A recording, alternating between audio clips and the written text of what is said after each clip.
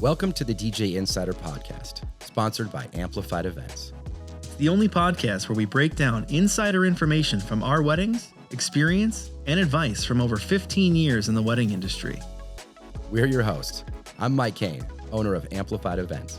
And I'm Joe Obamani, the general manager of Amplified Events. Let's get into it.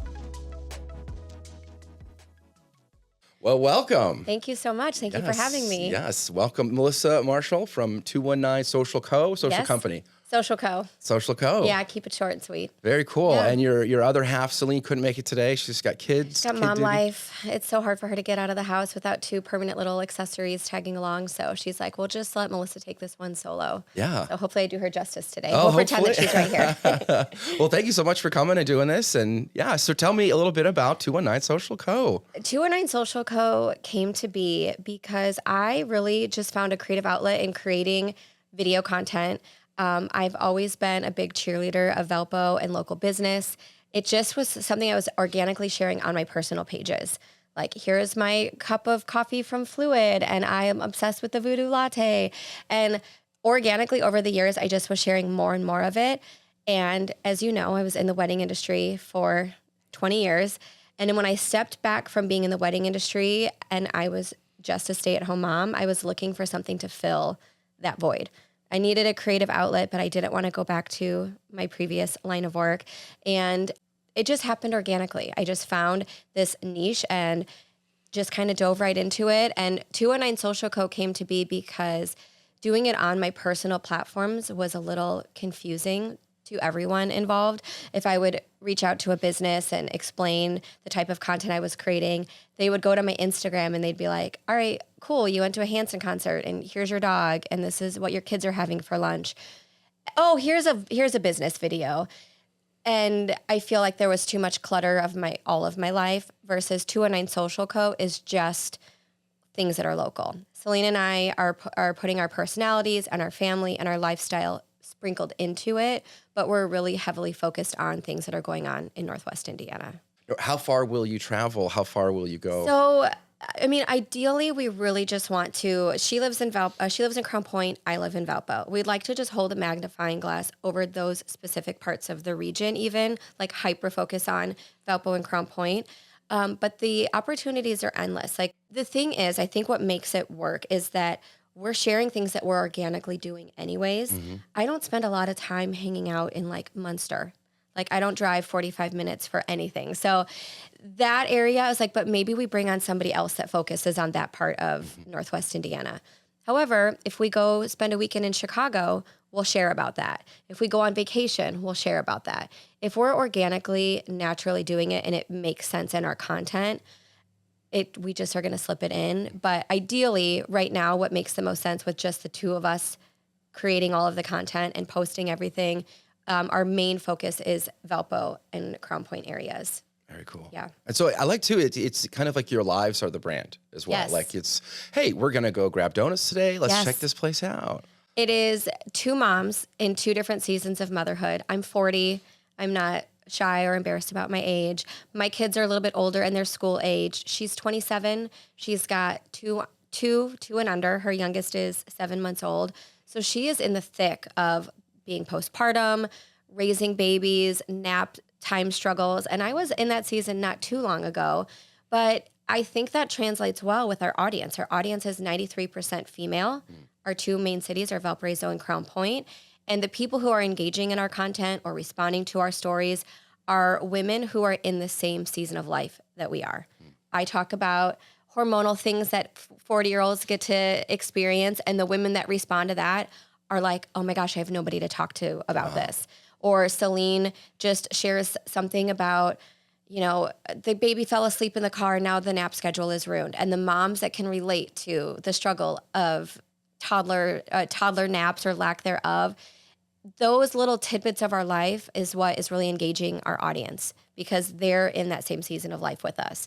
And we are kind of creating this community where we could just chat about the things that moms and women just kind of need people to talk to about the things that maybe they don't have a community to talk about those uncomfortable things with. Yeah. And speaking of chatting, I saw you had kind of a speaking engagement you did like 2 weeks ago. I did. Amy Kowalison. She's a local photographer. and she is a co-founder in another network called Women Owned NWI. She invited me to speak at an event about branding yourself on social media. And I will say I don't have a ton of talents, but like when it comes to social media, posting on social media, I'm good at it because I just always do that. Like it just comes naturally to me. I share my life on social media and I don't care what anybody says. But yeah, I got to speak to a room full of people about not only branding yourself on social media, but kind of weaving your personal and professional life together. You know, especially if you're a small business owner or somebody in the creative field. If I go to your platform, I should be able to tell instantly what you do for your livelihood. Yeah. And if your business, if you're passionate about your business, but it's not incorporated into your personal platform in some way, it's a missed opportunity in really sharing more about your business and reaching your personal network with your business message as well. Yeah. Well, I love to hear you're sharing your story, but then Yes. you're also like, well, let's share other people's stories too Yeah. from the area. And Yeah. speaking, what was that like? Speaking at Speaking of my background is in communications. I went to college as a communications major. I took public speaking and I loved public speaking. That's like the biggest fear in the world is it's like the public number one speaking. fear. The number one fear. I'm the opposite of that. Something about having a microphone and standing in front of people. I'm a professional yapper. Oh, that's so great. Just being able to speak freely and it's like, here's 25 minutes, just go off on this topic. I loved it. And I've done it now. That was my fourth time speaking in front of an audience on this topic. And every time I do, it just becomes a little bit more natural. I don't know if my career is going to start leaning into that world of public speaking and talking on the idea of social media to an audience, but it was very thrilling. Yeah. I enjoyed it a lot. Yeah, it's cool. Dipped your toes in. Oh, I kind of like this. Yeah, It's kind of I liked it nervous, a but I lot. really like it. So Uh-huh. that's really cool. I just love the idea of the event. It's kind of like we're helping young people and old people alike, but helping Yeah. people running their own business, Yes. helping develop their professional brand, and specifically with a focus on women. Yes. And I think too, as we kind of meet with other local business owners, social media is a beast. And it can be a full-time job. And Yeah. not every small business has a social media manager. And we don't want to be social media managers for anybody's business. We would like to give people just a way to have or to inspire them to kind of take control over their own social media. We do features on 219 Social Code to highlight local businesses, but we don't want people to rely on us as their only means of exposure on social media. We really hope that we can kind of teach some tips and tricks and tell people, here are some ways that you can promote yourself and your brand on your own social media, and then work with these third-party marketing companies such as myself to enhance what you're already doing. Yeah. But yeah, and that social media people are on the struggle bus with it. Yeah. There's ever-changing platforms, there's ever-changing algorithms. They've got to learn a whole new system, and just when they think they've got it, it all changes again. And keeping up with the trends is a challenge. It Yeah. is. And are you supposed to hashtag everything? I And know, how do I yeah. tag that? And Hashtags are no longer effective on Instagram, and yeah. what are because you've been doing this and what are I assume you look at other business pages and stuff. What are some of the common mistakes that you'll see that small businesses will make? I think it just depends business to business, but there's a couple of things that I think that really stand out. People rely heavily on just overly produced graphics that look like a sales ad. And when people go to social media, when the average consumer, when you pick up your phone and you scroll Instagram or you scroll Facebook, you are not there to be targeted with ads. An ad might reach you if it's done really, really well and effectively, but the second somebody feels advertised to, what do? If it's YouTube, they wait until they get that skip ad, or they scroll past. So if you're a small business and you're putting content out that looks and feels like an advertisement, that is not reaching your client the way that you think that it might, because they're not on social media to be advertised to. They want to be entertained. They want to be engaged with. Maybe they want to be educated on a topic and they're coming to your page for a resource. But I think one of the biggest downfalls is when it looks or feels like an advertisement. Yeah. Another thing is I think people engage better with people. And that is why with 219 Social Co, it's so important for Celine and I to be present on the page. You know that we're the two women behind the page. You know that we're moms, you know, the season of life that we're in, people will talk to us as if we're internet besties. And we'd feel that way. We had our first in-person event and we met with people who we had not spoken with outside of Instagram until we had this gathering where we were all together. And we're like, this is kind of cool. We're taking our conversations into real life. But if your page is run where it's just a business page and you're not showing the person behind the account, people are less likely to engage because the consumer to business relationship is not the same as a consumer to person relationship. So if people are hesitant to put themselves in front of their page or be part of their own brand, then they're creating a disconnect on social media by not personally engaging with their audience. And I think that's a fear for a lot of people is putting their face in front of the camera or a picture of themselves or just talking in their stories, talking to their audience directly and kind of taking that step on your social media platform and putting yourself into your business page is a really good step in directly connecting with your audience. Yeah.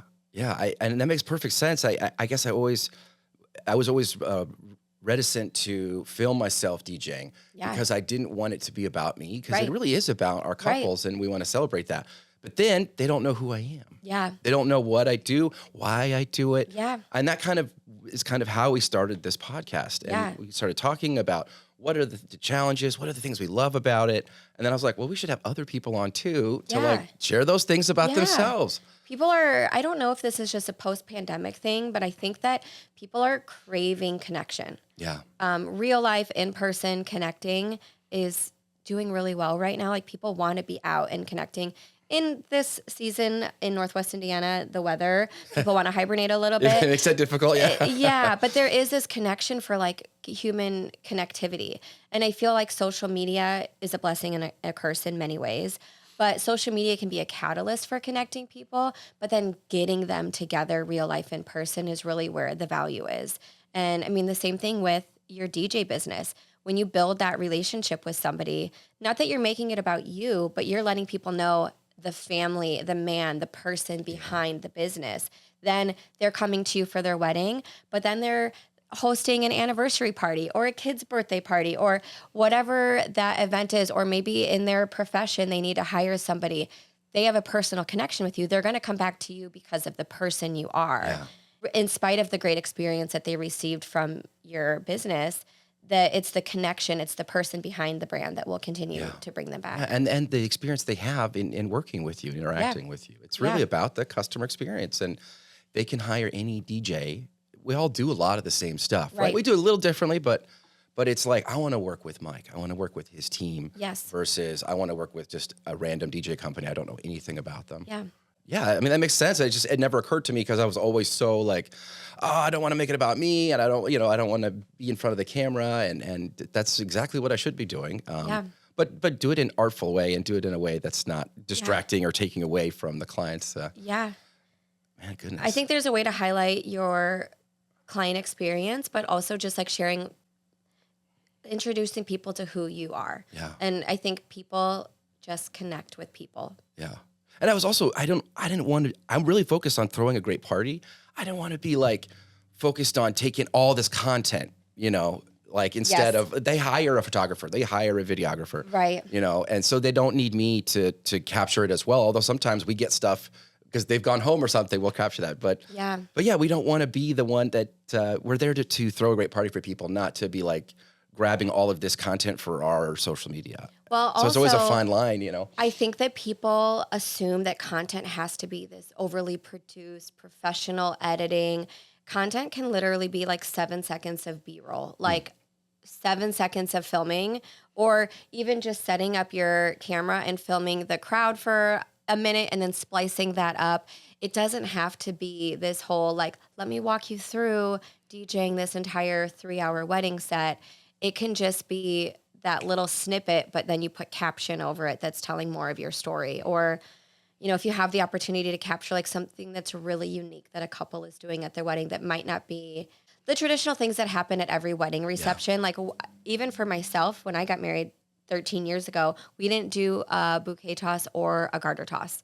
was like, there's not that many single people here. Yeah. That's just not going to fit with our wedding party. And I know it's a tradition that people do, but Yeah. it's one we're going to pass on. Yeah. So I was like, what can we do? We did an anniversary dance, which I thought was really, really special because all 4 of the grandparents who were the last 2 couples standing have since passed away. And now we have that memory of our grandparents dancing.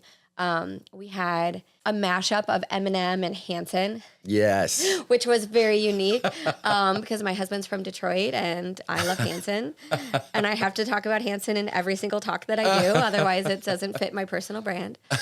But yeah, I think just like highlighting unique things that happen, I think that'd be a really cool way to set your page and your business apart from somebody else who might be offering a similar service. Oh, it's really cool. Just this new project. When I saw you guys post, you kind of like teased it and I was like, oh, that's exciting. That's interesting.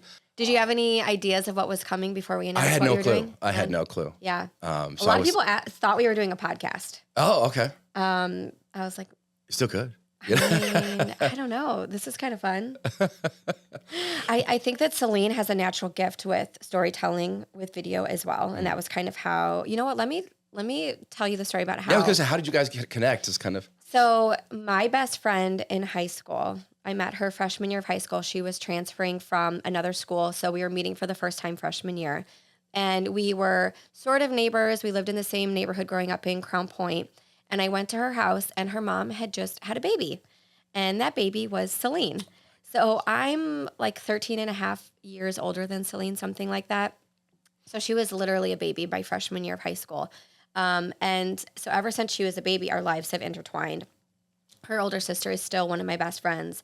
When she worked in the wedding industry, she worked for Something Blue Bridal. Oh, yeah, yeah. And I collaborated with them as a makeup artist on shoots or events that they had in store. So we crossed paths there. Orange Theory. I love Orange. She was an Orange Theory coach. So my first class at Orange Theory, she coached my class and I had already known her. So our lives have just naturally interwoven for 27 years, since she was a baby. And I had reached out to her because I had this idea that I wanted to do this type of marketing, but take it off of my personal platform and put it somewhere that was designated just for this. And there's something about having a counterpart. Yeah. There's something, it just kind of comes naturally when you can bounce ideas off of somebody. Do you have somebody in your DJ business that's like your... Yeah. I can just like, oh, what about this song? What about this? Yes. What do you think about this idea? Yeah, it's kind of a lonely work to just be self-employed and only doing your own thing. And I would try and pitch ideas to my husband, and his brain and my brain do not work the same, which is probably why we work well together. But like, he would just be like, okay, Melissa, he didn't get it. Celine and I all day long, voice texting back and forth, back and forth, back and forth. I have this idea. I want to run with this. You're really good at that. You take the lead on this thing. You work on this project. It's just right now, like we are just running with it because the ideas are flowing. It's just a very natural partnership between us.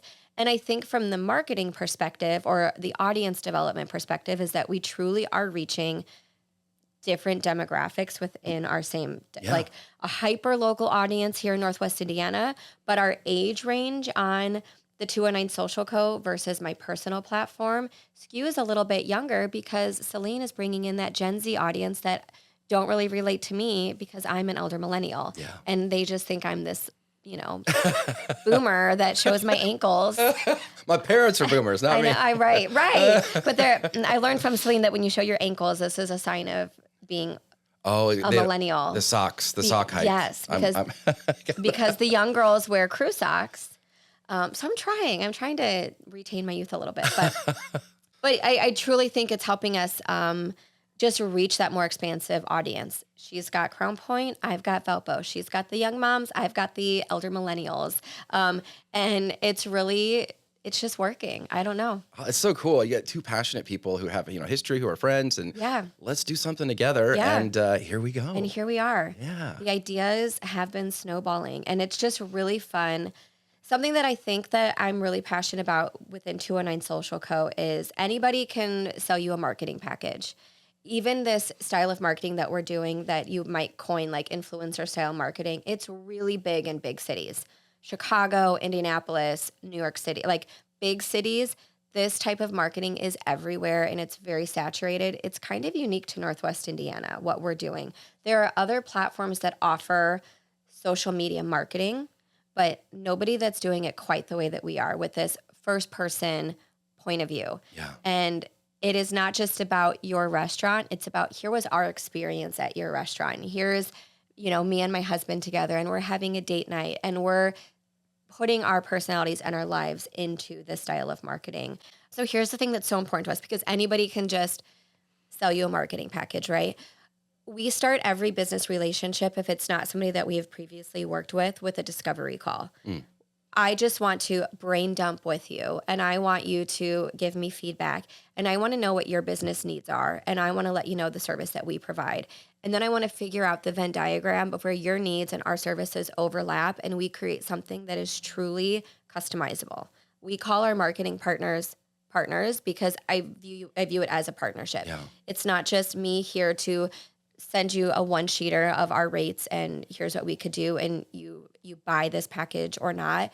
I like creating these really customized packages where we're working with somebody to really highlight their business in a unique way. We've had a lot of med spas reach out or, things like within the beauty industry. There in Northwest Indiana, med spas, hair salons, these beauty industry businesses, and they've reached out to us to collaborate. And it's like, okay, well, how many times can you say, come with me while I go to this salon and get a facial or get my hair done? Like, that's not really effective. That's not really, that's not the kind of marketing that we want to do. Yeah. Anybody can do that style of marketing. So two series that we're launching is I'm going to be doing a series called 40 Fun, which is all about things that come along in your 40s. I'm talking very openly and honestly about hormonal changes, treatments that I'm seeking and getting due to hormonal changes that are happening, insecurities with my body and things that I'm doing through med spas to fix those things and just to be fully confident in my skin. So the series itself is about me and my personal struggles and open and vulnerable about what I'm going to. But the people who are watching and relating to it are women who are just like me that are like, I didn't even know that was a thing. Yeah. I didn't know that I could get my hormones tested or that I could go on hormone therapy at 40 years old. And I didn't know that was something that was available to me. So kind of taking these businesses that want their services highlighted, but telling it in a way that is going to reach their appropriate audience. Yeah, it's personalized. It's not personalized. Oh, we offer skin things. You're like, okay, great. I love that. But here's a personal person with a story that why this service, I'm going to give it a shot and exactly. see what I think. And yeah, that's so cool. That's I've always wanted to like document like, this is how this couple got engaged. Yeah. Here's like when they booked us and here's what was really important to them as part of like a planning meeting, and then show the delivery of the it'd be similar to that, kind of tell their story and show like their wedding, but like in a way that doesn't seem like, kind of almost similar to what you're saying, is where we're just telling their story. Yeah. And capturing it and through that lens, through that. Do you remember that show, TLC's The Wedding Story? No. Oh my gosh. It's pretty good. How old are you? About to be 40. You're about to be 40? Okay, we're like, all right, so I'm 40. Yeah. There was the baby story, the wedding story. TLC was like peak reality show. This was like when I was maybe high school age, so like early 2000s. And it would basically follow this couple documentary style. This was like reality television was just really starting to take off.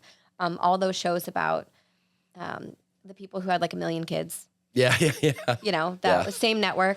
But they would just be documentary style, follow a couple through all of the growing pains of planning a wedding. And it was just one of the most watched shows on television at the time. I mean, it's a really bring that back. Yes, something like that, and ideally, make it a personal, tell their personal stories, but also highlight here's how the services we were able to help them with, and here's the things that were important to them, and here's where we went the extra mile to make their day really special and unique and uniquely theirs. I think what people are looking for on social media, in a story like that or a story like what I'm sharing, is real, authentic, and raw. When you polish it up too much and you're like, this happy couple got engaged, look at this dream proposal, look at their over-the-top engagement story, people want to know that like the biggest fight that you had was over like the seating chart planning for the wedding, you know, but they want to see like the bumps along the way because they can relate to that and say, okay, so I'm not the only one that's struggling with that. Yeah. You know, the real side of, I don't think my husband and I ever fought necessarily during the wedding planning process, but I fought with my mom. Like, had a blowout fight with my mom, and my mom and I don't really fight. So this was like one of the most poignant points in my relationship with my mom was a fight over my wedding. But that's what people want to, they want to see like the real, the raw, and the relatable behind the scenes of something that can otherwise be presented as just this perfectly polished, so happy, you know, happily ever after. But the stuff that's going to be the most engaged with is the stuff that is the most authentic. Yeah. Well, because they can connect with it. They can connect to it. And that's what they want. They want to connect. They want to feel less alone. Yeah. Yeah. Yeah. I think in some ways, ironically, internet, social media has, you know, COVID, if it's separated us, it's divided us, and it's made us feel very alone. Yeah. And so, we need to be with people. We need to connect with people. And a great way to do that is with our stories, with our social media, with with getting together with people and highlighting their business and highlighting the things they're doing and the things they care about. Yeah. What are some of the challenges when you're filming this, shooting this, balancing all of the things? Yeah, I think that any new startup business, I mean, the biggest challenge, if I'm just being blunt about it, I will preface this by saying Celine and I are both very blessed with the opportunity that we can be stay-at-home moms. We would not have been able to start this business if we needed to put food on the table and pay our mortgages with the money that we make. And so starting this as a business, I think that a challenge is that people don't look at it as a business, that it's just like, oh, you're just like it's just a hobby for you. It's just fun for you. We would like it to be a business. We would like this to be monetized. We would like this to be able to be an income stream for our families.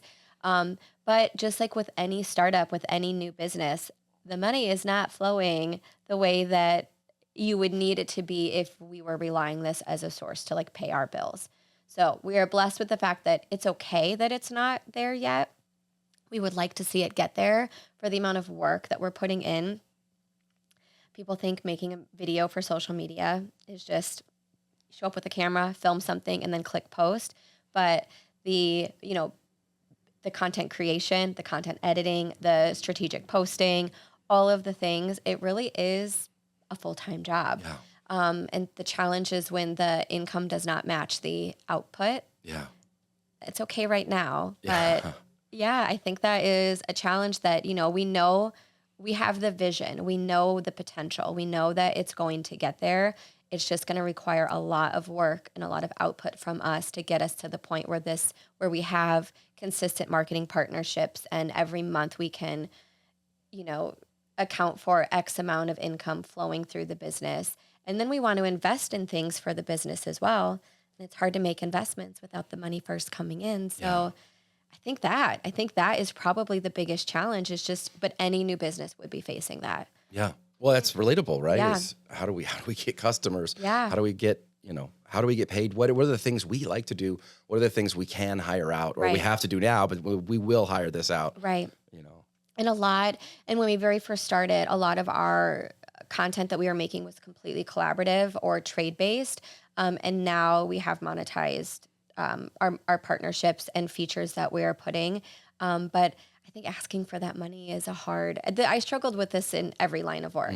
Even as a makeup artist, I felt like my rates were never competitive, or makeup artists would start and their starting rates would be higher than my rates, 10, 15 years into the industry. But asking people for money is always a challenge for me. Well, it's hard because you care about people. Yeah. And it's not about the money. Yeah. Although that's an important part of it. Exactly. It's about my relationship with you, but yes. I have to get paid too. My husband, I say this all the time, I'm not a money motivated person. You could tell me, Melissa, if you just do this one task, I'm going to give you $10,000. And I'd be like, meh, that task does not really appeal to me. I can't really fit that into my day. Yeah. But I'm incentive motivated. And so if you think of something that like cannot be bought, but like, I'm going to give you this prize thing, and it could be worth $2, but it's just a trophy, like a recognition.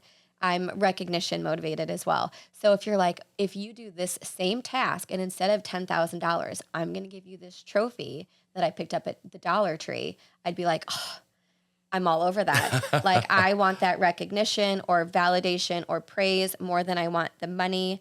And being a startup business, that is not a very motivating factor. If you're not motivated by, like, you know what I'm trying to say? It's hard. Yes. It's hard. Yeah. Yeah. When you start out, it's like, I would have done this for free. Yes. And in fact, I really I am doing it for free. I actually am. But because I love it so much, and I think it's so important, and it's checking a lot of creative boxes for me. I get to work with my best friend. I'm passionate about this. Yes. And I get to live my life and be honest about that and share my story and share other people's stories. That's a really cool, exciting thing. Yeah. And then it's like, well, now we have to add business to that too, and that's a whole other separate thing. Yeah. I'm the same way. I love when a couple writes, that next day we get a text. Yeah. Like, thank you so much. This was amazing. We're going to write you a 5-star review. Yeah. And it's the best. It's the best ever. But yeah, I do have to keep the lights on. I have to pay my team. I have to buy equipment and all of the things. And so it's always that trade-off of like, I'm not right there with you where it's like, I have to make money, but it's not really about that. Yes. I love what I do. I love this work. And I love teaching other people about this work and helping other people who I know and care about, or even people I haven't met yet, helping them have a great day, knowing the experiences I have and what I know I can do and the outcome I know I can deliver and help them with. I think that the other challenge, like in addition to that, is that when you look at the whole pie of somebody's marketing budget, a lot of times social media is not a slice of that pie. Yeah. They look at social media as just another kind of dessert, if you will, if we're using that analogy, where they might allocate certain marketing budget towards direct mail, billboard, radio, whatever traditional streams of marketing a business might use, where social media, they just think it's just for fun. Like, it's just for funsies. It's just like how we connect with people. Just make like cute little TikTok videos. And they don't take it as a marketing asset. Yeah. And so they are like, okay, well, sure. Like, we could do this video. Like, what do you want for it? A free meal? Like, we'll give you a free meal for you to do this video in exchange. And it's like, yes, that would be lovely. But like, it's just kind of, I guess, expressing the value of social media. If they don't already see it, it's really hard to like get them to see it. They sound like Yeah. a lot of short-socked people. Yeah. Yes. Yes. They're not really using it. They're not really engaging with it in Yes. their own lives. And so they don't see the Yes. value in paying someone to do that for their business. Exactly. Or they're like, well, I'm not really on Instagram. And I'm like, You but should your be. customers are. And your customers are. Yeah. You should So go where they how are. can we reach your customers? Like, oh, well, we already make, we have a team that makes cute little Instagram reels and TikToks to like trending audio. It's like, we're good. And it's like, but is that enough? Is that, so yeah, I think that it's just crossing that barrier in that social media is being viewed as a legit form of marketing, reaching their customer base, and that it's deserving of a slice of the marketing budget pie. Yeah. Well, and too, it sounds like the people that would hire those teams too, they're selling the what they do. Yeah. And you guys are selling the why they do it. Yes. And personalizing an approach or a customer. Yes. That's a much deeper thing. Yeah. That people will connect with. Right. Rather than, we sell, we sell, I don't know.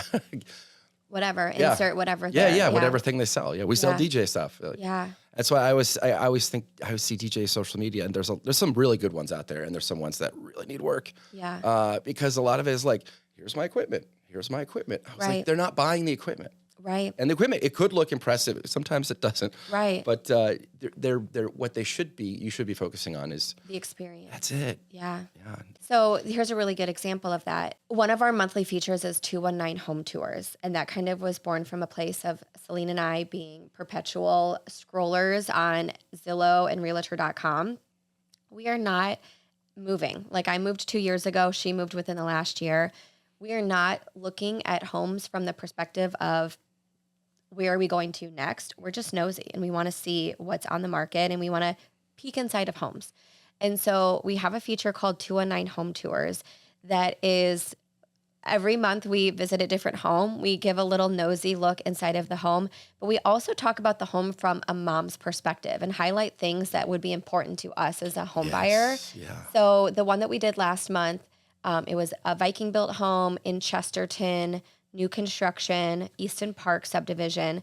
And Celine, there was an upstairs laundry. Oh, wow. And my home doesn't have an upstairs laundry. I'm literally hauling laundry baskets up and down the stairs, and it's the bane of my existence. And she's like, it's positioned right in between like the master and like the kids' rooms. And she's like, what I wouldn't give to have laundry on the first floor.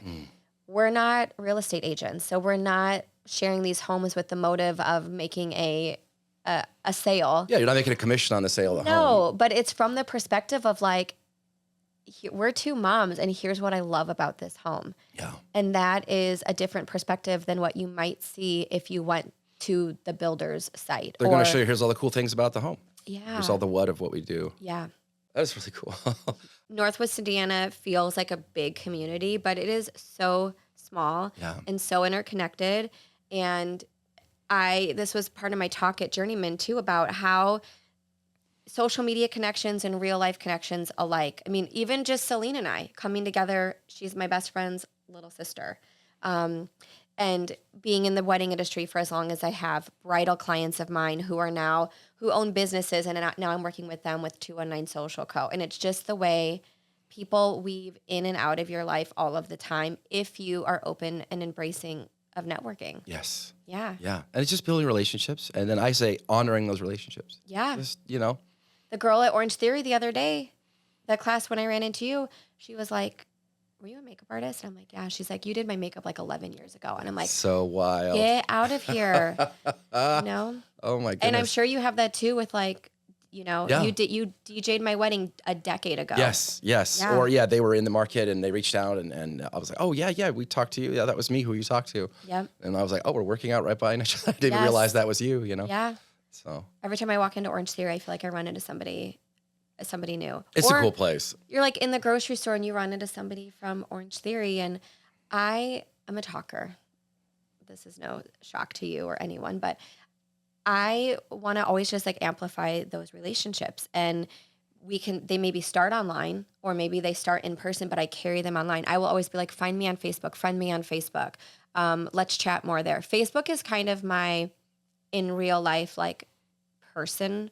I will chat with people and I'm like, my friends are there. And I feel like that's a little bit more personal. Mm-hmm. Instagram feels a little bit bigger to me. The more commercial side of things. Yeah. I mean, that's where 219 Social Co. primarily flourishes, is on Instagram, but that feels a little bit more businessy and less personal. And that might just be a generational thing too. Mm-hmm. Like I grew up, Facebook came out when I was in college. So I've been on Facebook since the inception, and Instagram, I kind of had to like learn, a few years down the road. And I feel like that's a slightly younger demographic, more like people in their 30s. Yes. Not us mature 40-year-olds. Yeah. Well, and the content is different. It is different. It is different. And I go to Facebook to like, what are these people up to? Yeah. What is new in their lives? How do I keep up with with what's going on in their lives? And then Instagram is kind of like, what is the cool things they're doing right now? Yeah. Or where they literally, here's a photo from me at the concert, or here's us what we ate for dinner tonight, or whatever. Yeah. I think generally speaking, Facebook is more community driven with the groups. Messenger even feels a little bit more connected than like Instagram DMs. Yeah. The way that you can respond and you can put pictures in responses. It's just, to me, it drives community more. Instagram is more visual storytelling. Yeah. I will go there to consume content in a different type of way. When I just want to like aimlessly scroll or watch videos, Instagram. But when I want to really connect with people, it's on Facebook. Yeah, I mean, I kind of the same way, I guess. I never thought about it, but you're right. That's when I want to talk, that's where I go. Yeah. Yeah. Yeah, I don't really DM too much on Instagram, but I've booked several people through just conversations on, or that's where we get tagged a lot on. Yes. And I saw you tagged us. Thank you for tagging us. Yes, of course. We'd love to do that. Yeah. So that's really cool. But if people are looking to, they own a business or they're managing a business and they're looking to add that social media aspect to their marketing, what's the best way they can connect with you and Celine? Well, we do have email, hello@219socialco.com. But if I'm just being fully transparent, I'm not an email girly. I will check your email. I will respond to your email. But honestly, I would say follow us on Instagram. It's 219 Social Co. Follow us on Facebook. I think that the best thing to do is kind of take a look around at the kind of content that we create and see if that's the type of content that you would want your business featured in. I think that we don't make sense for every business, but I do think that for almost all businesses, we could come up with a concept that would make sense to work together. Yeah. And I'm transparent about it. I've had people reach out to me and I've said, you know what, we are not a good fit for you, but you know who would be? And I will refer them and say, you should check out, and then insert another local marketing business that I think would be a better fit for them. Because at the heart of it, and I think the thing that is going to ultimately make our style of marketing the most effective is that it has to be authentic. So if it doesn't authentically fit into our lifestyle in some way, I don't have a way to tell that story. Yeah. You're not going to go buy. You guys don't go shopping for like specially treated steel rolls, coils that. Yes. Yes. Yeah. Or I'm like, if a cigar lounge were to reach out, Yeah. I would be like, you know what? It's not my vibe. So I don't think that we could tell that story. I think that the best marketing is authentic marketing. People pick up on that. And when it's inauthentic or when it seems too forced, then it just feels like spammy advertisement. And I don't want to get into that. Yeah. There's no dollar amount that could make me agree to a marketing collaboration that did not authentically fit into our content. You're in your daily life and what you're doing. You're not going to fly to Mexico to film a coffee shop down there. No, I am going to fly to Mexico. Unless you're down there anyways and you're getting coffee. And I'm going there next month. I'm sure that content is coming. I would love to be a travel. That actually would be so fun, like travel content. But no, we're just going on vacation for kind of like a post 40th birthday for my husband. So I'm sure that content will be coming. That's how far we will. You said how far will 219 Social go travel? I don't know. It depends on where we're going. Next month we'll be in Cabo. If there are small businesses that need some social media help. Exactly. Oh, I love that. Awesome. Well, Melissa, this has been fantastic. Thank you so much for coming on, and we'd love to have you back. And Celine, whenever works. And I don't have anything else. I guess we will see you at your business, and we'll see you at your wedding. Yeah. Thank you so much. Thanks, guys. Bye.